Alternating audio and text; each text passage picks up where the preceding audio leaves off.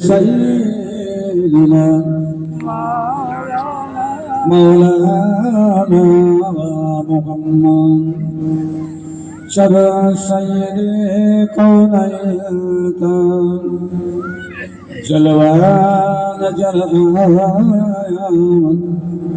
मेरे बागी तमन्ना लिखे नजर आया अल्लाहुम्मा सल्ली अला सय्यिदिना मौलाना मुहम्मद वअला आलि सय्यिदिना मौलाना محمد أما بعد فيا أيها الهاجرون رحمنا ورحمكم الله فقد قال الله تعالى في كلامه المجيد والقاسمين الغيظ والعافين عن الناس والله يحب المحسنين وقال الله تعالى في كتاب مبين فمن كان يرجو لقاء ربه فليعمل عملا صالحا وعن ابي هريره رضي الله تعالى عنه قال قال رسول الله صلى الله تعالى عليه وسلم الدعاء سلاح للمؤمنين وقال النبي صلى الله تعالى عليه وسلم وعن ابي هريره رضي الله تعالى عنه قال قال رسول الله صلى الله تعالى عليه وسلم بادر بالاعمال فتنا عاقد الليل المجلد يصبح رجل مؤمنا ويمشي كافرا ويمشي مؤمنا ويصبح كافرا يبيع دينه بعرض من الدنيا وقال النبي صلى الله تعالى عليه وسلم على عمر بن الخطاب رضي الله تعالى عنه قال قال رسول الله صلى الله تعالى عليه وسلم إنما الأعمال بالنيات وقال الله تعالى في كتاب مبين وإذا قرئ القرآن فاستمعوا له وأنصتوا لعلكم ترحمون উপস্থিত সম্মানিত মনোনীত নির্বাচিত আজকে জলসার সভাপতি সাহেব আমন্ত্রিত মুআজ্জাজ মুহতারাম উলামায়ে কেরাম সম্মুখে সমবেত উপবিষ্ট বয়োজ্যেষ্ঠ সম্মানিত মুরব্বিগণেরা বয়োকনিষ্ঠ সমবয়স্ক মুসলমান ভাইয়েরা আল্লাহ পাকের দরবারে জানাই সর্বাগ্রে কোটি কোটি শুকরিয়া বলুন আলহামদুলিল্লাহ। কবরবাসীদের মাগফিরাতকে লক্ষ্য রেখে আজকে এই মাহাতি জলসা অনুষ্ঠিত হচ্ছে, যাকে আমরা বলছি ইসালে সালাত।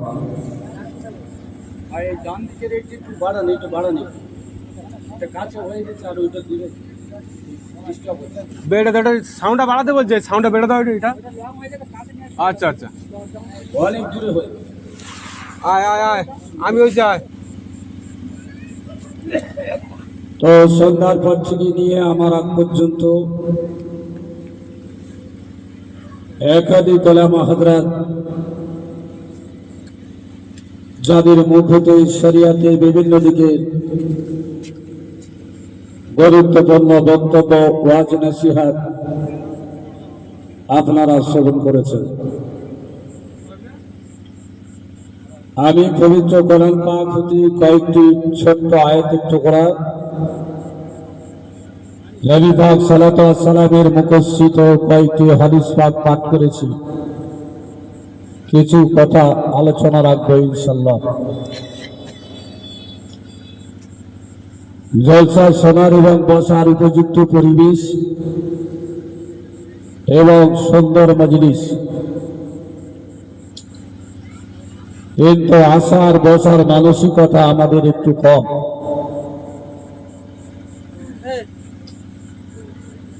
কেন এই জলসা, কিসের জন্য, হ্যান্ডেল বা ইস্তাহার দেখলে আমরা বুঝব ঈসা আলী সাহেবের মজলিস,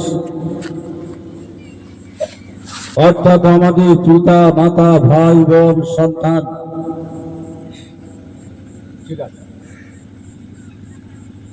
আত্মীয় স্বজন যারা কবরবাসী হয়েছেন, নীরবে যারা ঘুমিয়ে পড়েছে আর কোনোদিন ফিরে আসবে না, দেখতে পাবো না, তাদের মাগফিরাতের জন্য আল্লাহর কাছে দুটি হাত তুলে আমরা দোয়া চাইব। সেই মজলিস হলো এটা। অকান্তরে বর্তমান যে পরিস্থিতি সময় চলছে, মানুষ বিভিন্ন দিক থেকে চিন্তিত, যার কারণে অনেকেই এই মজলিসে আসা বসার চিন্তা ভাবনা করতে পারছে না। ভোট যারা দিয়েছেন তাদেরও জ্বালা, আর যারা দেয়নি, নাম কাটা গেছে, তাদেরও জ্বালা নেই। তো এইরকম পরিবেশে মজলিসে আসা বসা বড় কষ্ট। যাই হোক, যারা এসেছেন বসেছেন, আন্তরিক মোবারকবাদ জানিয়ে আমি আমার বক্তব্য দিকে ফিরে যাচ্ছি। বুখারী শরীফে প্রথম হাদিস পাক আছে, আল্লাহ নবী বর্ণনা দিলেন, ইন্নামাল আমালু বিন্নিয়াত, কাজের পূর্বে তোমরা নিয়ত ঠিক করো। হযরত নবী ইউসুফ আলাইহিস সালাতু ওয়াস সালাম, যার বিষয়ে আমরা কম বেশি জানি, তো এইরকম একটি ছোট্ট তথ্য আপনাদের কাছে রাখবো, তারপরে আমার মূল বক্তব্য দিকে যাবো। হযরত নবী ইব্রাহিম আলাইহিস সালাতু ওয়াস সালাম, তার ছেলে ছিল দুটি। প্রথম ছেলে, বড় ছেলের নাম হলো হযরত ইসমাঈল আলাইহিস সালাতু ওয়াস সালাম, আর বড় বউয়ের দ্বিতীয় পক্ষের ছেলের নাম হলো হযরত ইসহাক আলাইহিস সালাতু ওয়াস সালাম। নবী ইসমাঈল আলাইহিস সালাতু ওয়াস সালামের বংশ থেকে একটি মাত্র নবী পৃথিবীতে এসেছিলেন, তিনি আমাদের নবী মুহাম্মদ রাসূলুল্লাহ সাল্লাল্লাহু আলাইহি ওয়াসাল্লাম। আর ইসহাক আলাইহিস সালাতু ওয়াস সালামের দুটি ছেলে ছিল। একটি ছেলের নাম হলো ঈশ, আর একটি ছেলের নাম হচ্ছে ইয়াকুব। এই ইয়াকুব আলাইহিস সালাতু ওয়াস সালামের আবার 12টি ছেলে ছিল। কম বেশি আমরা জানি, একটা বিবি 10টা ছেলে, আর একটা বিবি 2টো ছেলে।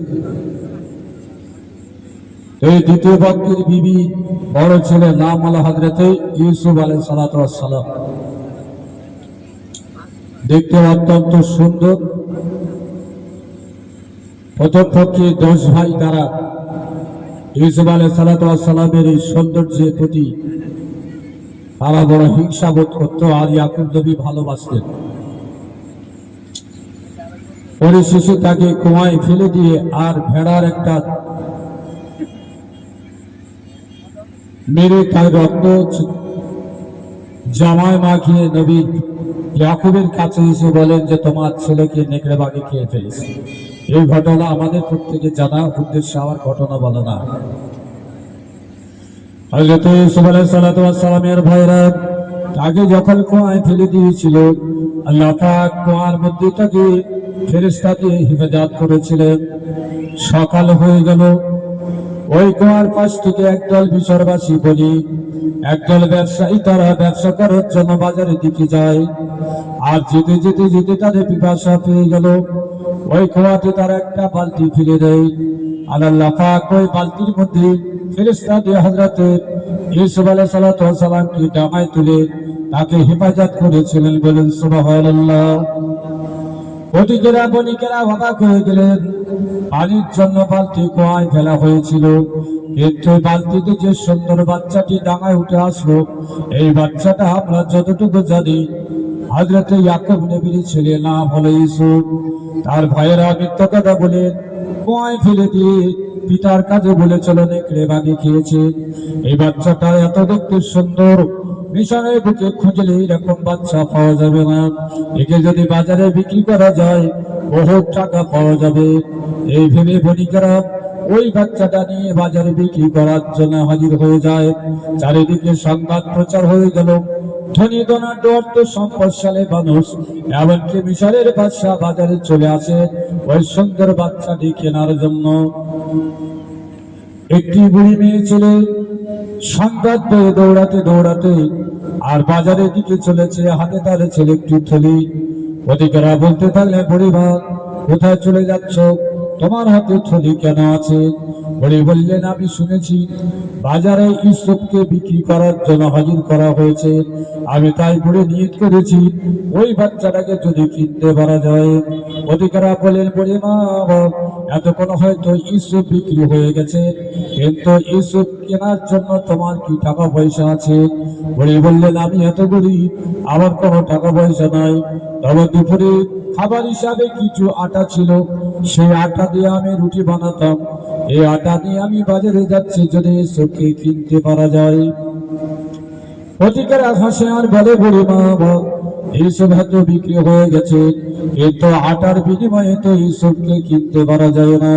ওই বুড়ি মেয়ে ছেলে বলেছিল, হে প্রতিকেরা শোনো, তোমাদের কথা ঠিক, আটার বিনিময়ে ইউসুফকে কিনতে পারা যাবে না, তবে আমার একটা স্বচ্ছ নিয়ত আছে, কিয়ামতের মাঠে আল্লাহ পাক যখন মিশরবাসীকে তুলবেন হিসাবের জন্য, আর আল্লাহ পাক চিৎকার করে বলবেন, হে মিশরবাসীরা, আমার নবীকে যখন বাজারে বিক্রির জন্য হাজির করা হয়েছিল, তোমরা কে কেনার জন্য খরিদ্দার হয়েছিল বলো? হযরতে ইউসুফের কেনার জন্য কে তোমরা খরিদ্দার হয়েছিল বলো? সেই সময় আমি আল্লাহর দরবারে হাজির হয়ে বলবো, আল্লাহ, আমি ইউসুফকে কেনার জন্য খরিদ্দার হয়েছিলাম, আল্লাহ পাক আমার ওই নিয়ত কবুল করে যদি আমি ইউসুফকে কিনতে পারিনি, আখিরাতে নবী কেনার খরিদ্দার হিসাবে আমাকে জান্নাত দান করে দেবেন। বলুন সুবহানাল্লাহ। আলে বুড়ির উদ্দেশ্য কি ছিল? গরিব হতে পারে, কিনতে না পারি, কিন্তু আমার নিয়ত ছিল ইউসুফের কেনার খরিদ্দার হব আখিরাতের মাঠে। তাহলে এই স্বচ্ছ নিয়ে তাকে আল্লাহ মুক্তি দেবেন, এই বিশ্বাসটা ছিল। আমরা দুনিয়াতে অনেক মজলিসে বসছি, অনেক অনেক জায়গায়, ও কিছু সময়ের জন্য যদি দিনের মজলিসে এসে বসি, তাহলে আখিরাতের মাঠে আল্লাহর কাছে বলতে পারবো, আল্লাহ, আমি একদিন তোমার দিনের মজলিসে বসেছিলাম, হয়তো আল্লাহ এই বসাটুকু কবুল করে দিতে পারেন। তাই যারা বাজারে বাড়িতে আশেপাশে আছেন, অনুরোধ করবো অন্তত এই মজলিসে আসার জন্য। আর না আসারও কারণ আছে, এখন সব শ্রোতাদের কিছু ভাগ আছে, ভাই জানে শ্রোতা, বাপ জানে শ্রোতা, দাদু জানে শ্রোতা, বিভিন্ন বক্তার বিভিন্ন শ্রোতা, কিছু ভাগ ভাগ আছে। জি, এর জন্য সময়ের দিকে লক্ষ্য রেখে তারা আসবেন নিশ্চয়ই। আল্লাহ আমাদের আশা এবং বসার তৌফিক দান করেন। সবাই বলুন আল্লাহুম্মা আমিন। আর এখানে ক্যাসেট হচ্ছে নাকি? হচ্ছে না তো? তাও অনুরোধ করবো, আমি ক্যাসেট করি না, ছবি তুলি না, অনেকে চুরি করে তোলে, সেটা জবাব আল্লাহর কাছে দেবে, আমি এটা পক্ষপাতিত্ব না। তো এবার আমি ফিরে যাচ্ছি, আমি যে আয়াত পড়েছি কোরআন পাক হতে, সে আয়াতের উপরে কিছু বর্ণনা, বিভিন্ন ক্যাসেট, বক্তৃতা, ফেসবুক, ইউটিউব, এইসব ওয়াজ শুনে আর এই মজলিসে আসার আমাদের আর ভালো লাগে না। আবার অনেক সময় অজু থাক আর না থাক, রাস্তায় চলতে, ঘরে, দোকানে ইউটিউব ছেড়ে দিয়ে আমরা ওয়াজ শুধু শুনতে শুনতে ঘুমিয়ে পর্যন্ত যাই। তো আল্লাহ পাক পবিত্র কোরআন পাকে ঘোষণা দিয়েছেন, ওয়াল কাযিমিনাল গায়যা ওয়াল আফিনা আনিন নাস আল্লাহু ইউহিব্বুল মুহসিনিন। এই আয়াতের ব্যাখ্যায় হাদিস পাক লেখা আছে, আল্লাহ নবী সাহাবা হুজুরি জিজ্ঞাসা করলেন, আইয়ু রাজুলিন সুজাউন আকরা, হে আমার সাহাবারা, তোমরা বলতে পারো সব থেকে বড় বীর, সব থেকে বড় পালোয়ান, সব থেকে বড় যোদ্ধা কি? তো রাসূলুল্লাহর সময় যুদ্ধের ব্যবস্থা আর আমাদের সময় যুদ্ধের ব্যবস্থা সম্পূর্ণ আলাদা। জি, রাসূলুল্লাহর সময় তখন যুদ্ধের ময়দানে তলোয়ার দিয়ে, বল্লাম দিয়ে সামনাসামনি যুদ্ধ হতো। আর এখন সব বোমবাজি, বিভিন্ন ধরনের অস্ত্র, বিভিন্ন ধরনের যানবাহন, বিমান, এর মাধ্যমে যুদ্ধে জয়লাভ বা পরাজয়। ওই যুদ্ধে যারা জয়লাভ করেন তাদের বীর বলে। তো রাসূল প্রশ্ন করলেন, আইয়ু রাজুলিন সুজাউন আকরা, এ আমার সাহাবারা বলো সব থেকে বড় পালোয়ান, বড় বীর, বড় যোদ্ধা কি? সাহাবা হুজুরা বলে, ইয়া রাসূলুল্লাহ, হাবিবাল্লাহ, যুদ্ধের ময়দানে যে সৈনিক, যুদ্ধের ময়দানে যে যোদ্ধা তার শত্রুকে হত্যা করে, কতল করে, পরাজিত করে, অথচ সে নিজে আহত হয় না, সেই হচ্ছে বড় যোদ্ধা, বড় পালোয়ান। রাসূল বললেন, লা ওয়ালাকিন্নাল্লাহ সাওবান ইয়ামলিকু নাফসাহু ইনদাল গাযাব সুজাউল আকরাব। এ আমার সাহাবীরা, তোমরা বললে যুদ্ধের ময়দানে যে যোদ্ধা শত্রুকে পরাজিত করে, সে অন্যকে আহত করে, নিজে আহত হয় না, সে পরাজিত হয় না, জয়লাভ করে, সেই হলো বড় যোদ্ধা। কিন্তু আমার বিচারে সেই হচ্ছে বড় যোদ্ধা যে অত্যন্ত রাগের সময় রাগটা দমন করে, রাগের কারণে সে প্রতিশোধ গ্রহণ করে না, সে হচ্ছে বড় যোদ্ধা। আল্লাহ রাসূলের ভাষায় বড় যোদ্ধাকে রাগের সময় রাগ দমন করে যে প্রতিশোধ গ্রহণ করে না, সেই হচ্ছে বড় যোদ্ধা। সারা পশ্চিম বাংলায় পরিস্থিতি দেখেন, এটা তো নবীজির হাদিসের কথা বললাম, তাহলে মানবে কারা? মুসলমান, অন্য হিন্দু, জৈন, বৌদ্ধ, খ্রিস্টান, পার্সি, বিধর্মী, কাফের, মুনাফিক, তারা কিন্তু নবীর এই কথা মানবে না। জি, কেন? নবী সম্পর্কে তারা জানে, কিন্তু নবীর এই আদেশ সম্পর্কে তারা জানে না। তাহলে জানবে কারা, মানবে কারা? মুসলমান। কিন্তু এখন পেপার, পত্রিকায়, নীতির চোখ রাখলে দেখা যায় রাগ দমন তো দূরের কথা, পুরানো রাগ কেন্দ্র করে কে কত প্রতিশোধ নিতে পারে তার একটা প্রচেষ্টা চলছে। তার একটা প্রচেষ্টা চলছে, কে কত প্রতিশোধ নিতে পারে। হযরত হুসাইন রাদিয়াল্লাহু তাআলা আনহু, রাসূলুল্লাহর কলিজার টুকরা হযরত হুসাইন রাদিয়াল্লাহু তাআলা আনহু, তিনি এক সময় ওযু করতে বসেছেন, আর তার বাড়িতে একটা দাসী মেয়ে, কাজের মেয়ে ছেলে ছিল। ওই মেয়ে ছেলেটি পাথরের একটা বদনাই করে পানি নিয়ে আর তিনি খিদমত করছেন, ওযুর হাতে তিনি পানি দিচ্ছেন ওযুর সহযোগিতার জন্য। এই অবস্থায় তার হাতের বদনাটি হাত থেকে সরে গিয়ে মাথায় লাগলো এবং জমিনের উপরে পড়ে যায়। হযরত হুসাইন রাদিয়াল্লাহু তাআলা আনহুর মাথায় আঘাত পাওয়ার কারণে মাথার চামড়া কিছু কাটলো, কিছু পরিমাণ রক্তটা বার হয়ে গেল। এত রাগের আনন্দিত হয়ে গেলেন, ওই দাসীর দিকে তিনি চোখটা বার করে তাকালেন। দাসী কোরআন শরীফের আয়াত তেলাওয়াত করে শোনালেন, ওয়াল কাযিমিনাল গায়যা, হুজুর আপনি রাগটা দমন করেন, রাগটা দমন করেন। আল্লাহ পাক কোরআন থেকে জানিয়ে দিয়েছেন, রাগন দিতে হওয়ার পরে তুমি রাগটা দমন করো, প্রতিশোধ গ্রহণ করো না। ওদের আমার এই কারণে আপনি রেগে যাবেন না, আপনি রাগটা দমন করেন। হযরত হুসাইন রাদিয়াল্লাহু তাআলা বললেন, আমি রাগটা দমন করেছি। ওই দাসী বললেন, বলে আফিনা লিন্নাস, আপনি ক্ষমা করে দেন, আমার এই ব্যবহারটা আপনার কাছে রাগের কারণ, আপনি আমাকে ক্ষমা করে দেন। হযরত হুসাইন বললেন, আমি তোমাকে ক্ষমা করে দিলাম। দাসী বলেন, আল্লাহু ইউহিব্বুল মুহসিনিন, যারা রাগান্বিত হওয়ার পরে অপরাধীকে ক্ষমা করে দেয়, আল্লাহ পাক তাদের ভালোবাসেন। হযরত হুসাইন বলেন, আমি তোমাকে ক্ষমা করে দিলাম। বলেন সুবহানাল্লাহ। দাসীর দিকে তাকিয়ে বলে, গো দাসী, এই আয়াতটা তুমি আমার জ্ঞানটা ফেলে দিয়েছো। আমি কোরআন পড়েছি, আমি এই আয়াত জানি, কিন্তু আজকে তোমার মুখ থেকে এই আয়াতের বিনিময়ে যে আমল আমি করলাম, ওগো দাসী, তোমার মুখের কোরআনের আয়াত শুনে আমি বড় খুশি হয়ে গেছি। আমার বাড়িতে আর তোমাকে দাসী হিসাবে রাখবো না, আমি আল্লাহর হস্তে তোমাকে আজাদ করে দিলাম। সুবহানাল্লাহ। আরে দাসী মানে কাজের মেয়ে। আগে বাজারে গরু ছাগলের মতো মানুষ কিনতে পাওয়া যেত, জি। আরে সেই কাজের মেয়ে তার অসাবধানতার কারণে হাতের বদনাটা হাত থেকে পড়ে গিয়ে মাথায় লেগে চামড়া কাটলো, রক্ত বার হলো। আর দাসী কোরআন শরীফের আয়াত শুনে তাকে মুক্ত করে দিলেন। কিন্তু এই সমাজে যদি হতো, সত্যিকারে কি মেনে নেওয়া যেত? জি, হ্যাঁ। লাখ টাক ফাটিয়ে দেবো, হসপিটালে ভর্তি করব, বিচার দেব, কিছু তার কাছ থেকে জরিমানা আদায় করব, তারপরে তাকে বাড়ি থেকে তাড়িয়ে দেবো কি ছাড়িয়ে দেবো। আর এটা হলো শিক্ষা। আল্লাহ পাক কোরআন থেকে জানিয়ে দিলেন, ওয়াল কাযিমিনাল গায়যা ওয়াল আফিনা আনিন নাস। রাগান্বিত হয়ে যদি মানুষকে ক্ষমা করে, রাগের কারণ প্রতিশোধ না নিয়ে, আমি আল্লাহ পাক তাদের ভালোবাসি। বলি সুবহানাল্লাহ।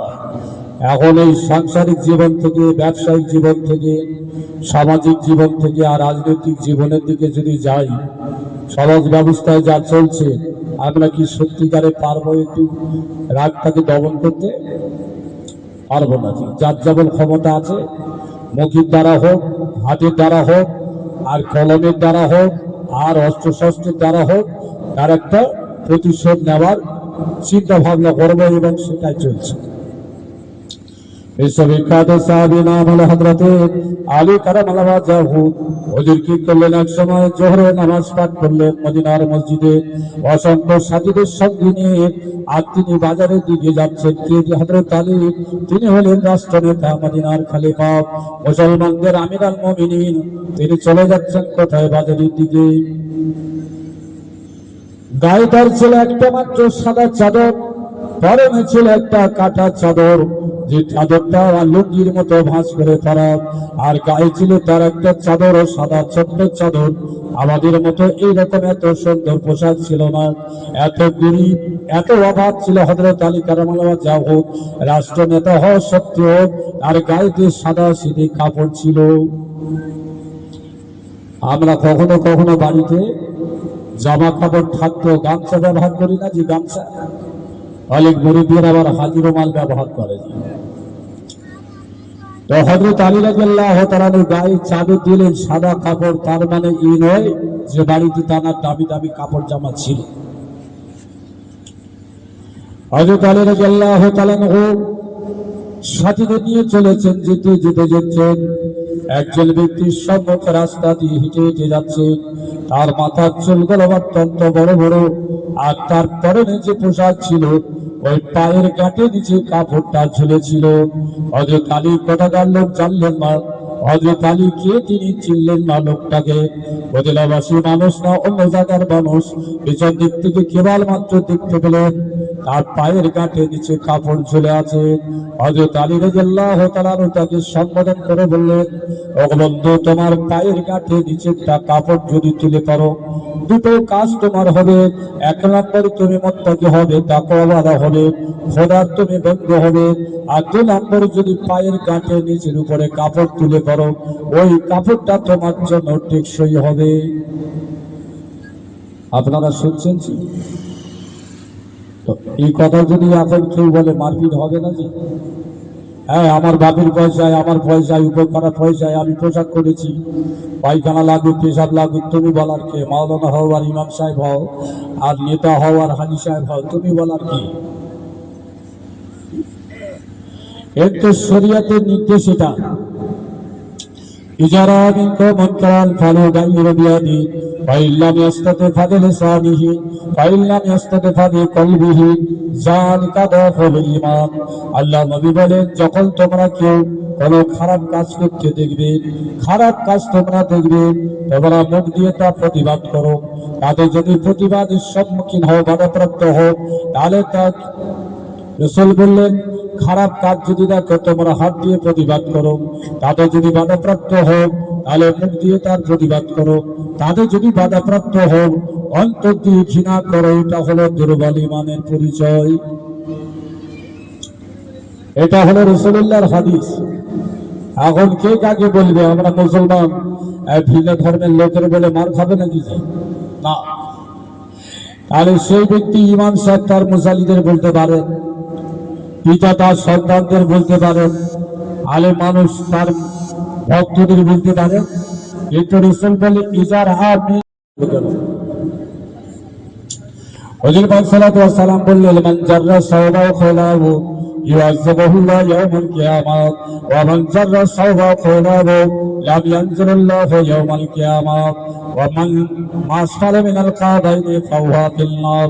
আল্লাহ নবী বললেন, যদি কোনো ব্যক্তি অহংকারের সঙ্গে পায়ের গাঁটের নিচে কাপড়টা ঝুলিয়ে পড়ে, ওই যতটুকু অংশ গাঁটের নিচে ঝুলে থাকবে, কিয়ামতের মাঠে আল্লাহ পাক ততটুকু অংশ জাহান্নামে দিয়ে শাস্তি দেবেন। কাকে? আলে বলবেন, হুজুর এই হাদিসটা যদি এটাই হয়, গাঁটের উপরে তুলতে যদি হয়, তাহলে মেয়ে ছেলেরা তো অনেক উপরে তুলছে, ক্ষতি কোথায়? মেয়ে ছেলেদের জন্য এই হাদিসটা নয়, মেয়ে ছেলেদের জন্য গাঁটের নিচে ঝুলিয়ে রাখতে হবে, আর বেটা ছেলেদের জন্য গাঁটের উপর তুলে পড়তে হবে। এই হাদিসটার আমল মেয়ে ছেলেদের জন্য না। তাই রাসূল বললেন, মান জাররা সাওবাও খাইলা, খাইল মানে ঘোড়া, ঘোড়ার অর্থ হলো অহংকারী, ঘোড়া দাঁড়িয়ে দাঁড়িয়ে ঘুমায়। তো এই হাদিসের উপরে শব্দ দেখে একদল মানুষ তারা বলছে আমি পড়বো কিন্তু অহংকার হবে না, তাহলে আমার পড়া নিষেধ কোথায়? দ্বিতীয় হাদিস আল্লাহ নবী বললেন, মান জাররা সাওবাও খাইলাহু লাম ইয়ানজিলুল্লাহু ইয়াওমাল কিয়ামাহ। যে ব্যক্তি পায়ের গাঁটের নিচে কাপড় ঝুলিয়ে পড়বে অহংকারের সঙ্গে, বলার পরেও নিষেধ শুনবে না, মানা শুনবে না, কিয়ামতের মাঠে আল্লাহ পাক বিচারের জন্য তুলে তার দিকে রহমতের দৃষ্টিতে দেখবেন না। ওই একদল আলেম তারাও যুক্তি দিচ্ছে আমরা স্বাভাবিক পড়ব, অসুবিধা নাই, কিন্তু ফতোয়া দারুল উলুম দেওবন্দের মধ্যে মসলা পরিষ্কার লিখেছেন, মুসলিম শরীফে হাদিস পাক, মাসফালা মিনাল কাবাইনি ফাহুয়া ফিন নার। ইচ্ছা করে হোক, অনিচ্ছা সত্ত্বে হোক, অহংকার হোক আর অহংকার ছাড়া হোক, গাঁটের নিচে কাপড় ঝুলে থাকলে সেটুকি জাহান্নামে দিয়ে শাস্তি দেওয়া হবে। আমাদের এলাকায় হয়তো মসজিদ এলাকা নিয়ে কিছু কিছু জায়গায় আছে সুইচ অফ মোবাইল বন্ধ করো, তথাপি নামাজে দাঁড়িয়ে টুকটুক করে গান শোনা যায়। কেন? বলছে অসাবধানতায়, মনে নেই কি করব। কিন্তু প্রত্যেক মুসলমান জানে মসজিদে বাজানো চলে না, তবু চলে। আর তবলিগ জামাতের মসজিদে, কলকাতার দিকে মসজিদে আর একটা কথা বাড়িয়ে লেখা আছে, পায়ের গাঁটের উপরে কাপড় তুলে নামাজ পড়ো। তাহলে গাঁটের উপরে কাপড় তুলে নামাজ পড়া শরীয়ত সম্মত, হাদিস পাক এসেছে। গাঁটের নিচে কাপড় ঝুলিয়ে কাপড় পরা হলো হারাম। নামাজ পড়তে পড়তে যদি ঝুলে যায় তাহলে নামাজটা হবে মাকরুহে তাহরিমি। তো হযরতে আলী কারামাল্লাহু ওয়াজহু এই হাদিসের দিকে লক্ষ্য রেখে লোকটার দিকে বললেন, তোমার পায়ের গাঁটের নিচে কাপড়, তবে উঁচু করে পড়ো। দুটো কাজ হবে, একদিকে তাকওয়া হবে, খোদার বন্ধু হবে, আর 2 নম্বর তোমার কাপড়টা টেকসই হবে। এখন যে সময় চলছে, যত ঝাপটে পরা যায় তত ভালো, তো নাকি? হ্যাঁ, আপনি বলার কি, বললে কি মানবে? মানবে না। তারা সপ্তাহে ঘাটায় কাজ করে একটা মাস পয়সা জোগাড় করে ঈদের সময় পায়জামা কিনেছে, আর মাওলানা সাহেব তোমার কথা শুনে গানের উপর তুলে পড়তে হবে, এটা মানানসই হয়? হবে না। 2 নম্বর হযরত আলী কি বললেন? হে বন্ধু, আমি দেখতে পাচ্ছি তোমার মাথার যে চুল আছে, এই চুলগুলো মেয়ে ছেলেদের মতো বড় বড়। যদি তুমি চুলটা সুন্দর করে কাটো, তাহলে রাসূলুল্লাহর সুন্নাত আদায় হবে। আমাদের সমাজে চুল কাটাই এখন মোরগ ছাট আর মালসা ছাট। মোরগ ছাট বোঝেন? কানের কোল থেকে ঘুরিয়ে ঘুরিয়ে তুলে ওই উপরের দিকে যা কিছু আছে। আর একটা হলো মালসা ছাট, মানে চারিদিকে সমান। এসব এই ক্রিকেটার ফুটবলার এরাই চুল কাটছে, আর যুবকরা দিকে দিকে সেই রকম ছাড়ছে। তাহলে চুল কাটার ভিতরে নেকি আছে, আবার চুল কাটার ভিতরে গোলাম আছে যদি রাসূলুল্লাহর সুন্নাতের খেলাফ হয়। এখন ইমাম সাহেব যদি এই কথা বলে, মারপিট হবে না? হবে না। আমরা তো বছরে একদিন জলসা হয়তো বলি, আর ইমাম সাহেবরা প্রতি সপ্তাহে বলছি। তাহলে কে চুল কাটবে, কি কি কাপড় পরবে, ইমাম সাহেব বললে মানবে? মানবে না। রাগের কারণ হযরত আলী রাদিয়াল্লাহু তাআলা এই কথা বলে একটু এগিয়ে গেলে লোকটা পিছিয়ে গেল। ওই লোকটি থাকতে না পেরে কে বলে ফেলল, মনে হয় লোকটি হলো বেদুইন, কোন যাযাবর। হযরত আলীর কানে শব্দটা পৌঁছে যায়। লোকটি বলল, কোন লোকটি? যাকে বলল কাপড় কাঠের উপরে তুলে পড়ো আর মাথার চুলগুলো সুন্দর করে কাটো। ওই লোকটা হযরত আলীর সাদা সিধে পোশাক দেখে, আর গায়ে একটা চাদর দেখলেন, পরনে একটা চাদর দেখলেন লুঙ্গির মতো ভাঁজ করা। এই দেখে কি বললে, লোকটা মনে হয় কোনো বেদুইন, কোনো যাযাবর। হযরত আলী রাদিয়াল্লাহু তাআলা এই কথা যখন শুনলেন, মুখটা ঘুরিয়ে দেখলেন, কিন্তু রেগে গেলেন না, কোনো কথা বললেন না। যারা সাথী ছিলেন তারা বলতে থাকলেন, ওগো বন্ধু, তুমি কি? তোমার বাড়ি কোথায় বলো? লোকটি বলেন, আমার বাড়ি হলো ইরাকের বসরা শহরে। আমি মদিনা শরীফ দেখতে এসেছি, রাসূলুল্লাহর রওজা দেখতে এসেছি। আমি মদিনা শহরে কোনোদিন আসিনি, তাই মদিনা শহরে এসেছি। আমি রাসূলুল্লাহর রওজাটা জিয়ারত করব, সেই জন্য এসেছি। কিন্তু এই বেদুইন লোকটার কথা আমাকে বড় ব্যথা দিয়েছে। সাথীরা বললেন, ওগো বন্ধু, মুখ সামলে কথা বলো। যাকে তুমি যাযাবর বলছো আর যাকে তুমি বেদুইন বলছো, উনি হলেন আমাদের রাষ্ট্রনেতা, খলিফা, আমিরুল মুমিনিন হযরত আলী কারামাল্লাহু ওয়াজহাহু। সুবহানাল্লাহ। তাহলে রাষ্ট্রনেতা যদি বেদুইন বলে, কত বড় কথা। এখন ছোটখাটো নেতার সামনে যদি একটু আঙুল উঁচু করে, ও ঠিক রাখবে না মুচকে দেবে? হ্যাঁ, ঠিক রাখবে? আঙুল তুলে কথা বলছো, ভেঙে দেব। আর হযরত আলী রাদিয়াল্লাহু তাআলা ভেঙে দেওয়ার ক্ষমতা রেখেছিলেন, কিন্তু তিনি রেগে যান নাই। সাথীরা বললেন, কার বিরুদ্ধে কথা বলছো? উনি আমাদের খলিফা হযরত আলী কারামাল্লাহু ওয়াজহাহু। বেদুইন বললেন, আমি ওই ইরাকের মানুষটি বললেন, আমি বসরা শহর থেকে মদিনা এসেছি, এখানকার জীবন ব্যবস্থা সম্পর্কে আমার জানা নেই। হযরত আলী রাদিয়াল্লাহু তাআলার কাছে গিয়ে বললেন, হুজুর, আপনি আমাকে ক্ষমা করে দেন, আপনি যে রাষ্ট্রনেতা, মদিনার খলিফা, তা আমি জানি না। হযরত আলী রাদিয়াল্লাহু তাআলা বললেন, আমি রাসূলুল্লাহর হাদিস তোমাকে শুনিয়েছি, কিন্তু তুমি মানতে গিয়ে আমার এই সাদাসিধে পোশাক দেখে আমাকে বেদুইন বলে যাযাবরের সঙ্গে তুলনা করেছো। আমি আল্লাহর রাস্তায় তোমাকে ক্ষমা করে দিলাম, আমি তোমাকে প্রতিশোধ নেব না। ওয়াল কাযিমিনা আল গায়জ ওয়াল আফিনা আনিন নাস, যারা রাগান্বিত হয়ে রাগটা দমন করে মানুষকে ক্ষমা করে দেয়, আল্লাহ নবী বলছেন সেই হচ্ছে বড় পালোয়ান। আর বড় পালোয়ান কি? যার গতর আছে, ভালো ভালো বন্দুক চালাতে পারে, বোম চালাতে পারে, মাল চালাতে পারে, সে হচ্ছে আমাদের সমাজে বড় পালোয়ান। তার দিকে লোক ভয় করবে নাকি? আর শরীয়তের ভাষা সেই বড় পালোয়ান, রাগান্বিত হওয়ার পরে যে রাগটা দমন করে, সে হচ্ছে বড় পালোয়ান। আমি আমার বিবির প্রতিশোধ নিতে ছাড়ি না, তো আপনাদের কাছে ভালো কথা কি করে বলবো আর মানবো? বাড়ির বউ যদি একটু উল্টো পাল্টা করে, সহজে ছাড়বো? বাহাতের ছাপটা, ডাঙাতের ছাপটা, দুদিকে ছাপটা দেবো। ও ছাপটা দিতে দিতে যখন আরো ফোরফোরটি বেড়ে যায়, থাকতে পারি না, তখন বলি কি, 3 1 তালাক, 2 তালাক, 3 তালাক। আচ্ছা, মিষ্টি খেয়ে তালাক দেয় না রাগের কারণে তালাক দেয়? কথা একটু বলেন, নাকি অসুবিধা হচ্ছে নাকি? না শোনে না শুনবে, মাইকের আওয়াজ ভালো আছে, পাড়ার লোক শুনবে। জি, তাহলে ওয়াজে এসে দুটো ভালো কথা শুনে যদি আমল করা যায় সেই জলসা ভালো। আর সময় গেল, শুনলাম বুঝলাম কিন্তু মানলাম না, এই ওয়াজের গুরুত্ব কি থাকলো? জি, মুখ চেনা সব মানুষগুলো আপনারা যারা আছেন, অনেকে মুরব্বী আছেন। আল্লাহ নবী বললেন তালাবুল ইলমা মিনাল আসাগি, কিয়ামতের আগে এমন একটা সময় আসবে অযোগ্য অদক্ষ সেই সব ব্যক্তিদের কাছে মানুষ হাদিস শুনবে। যে ভালো সুদ থাকবে, কণ্ঠস্বর ভালো থাকবে, হাদিস থাকবে না, কোরআন থাকবে না, মাঝে মাঝে গজল পড়বে, মাঝে মাঝে হাসাবে, বলছে হেভি বক্তা। 2 ঘন্টা শুনলেন না, একটা হাদিস থাকলো, একটা কোরআন থাকলো না, মশলা থাকলো না, জ্ঞানের কথা থাকলো, কিন্তু শুনতে খুব ভালো লাগলো। জি, কমিটি বললো হয় হেভি বক্তা, গ্রামবাসীরা বললো হেভি বক্তা। এগুলো কিয়ামতের আলামত, কিয়ামতের আগে এগুলো ঘটবে। জি, আমার জীবনে আমি একবার জলসায় গিয়েছিলাম, বসিরহাট পার হয়ে সিংড়ি হাট বলে জায়গা, তখন সবে আমি টাইটেল পাস করেছি 92-93